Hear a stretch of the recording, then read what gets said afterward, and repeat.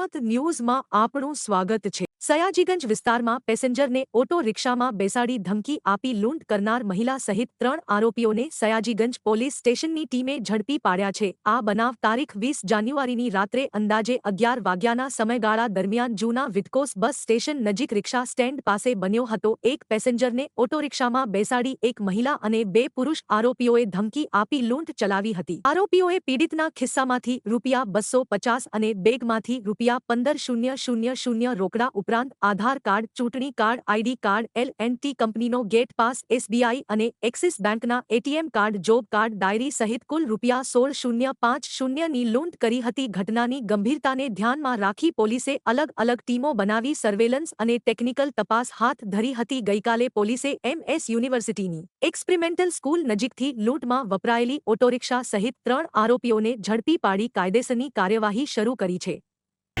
अन्य कितना आरोपी पड़ा जी बाकी 3 आरोपी जाओ जाओ जाओ जाओ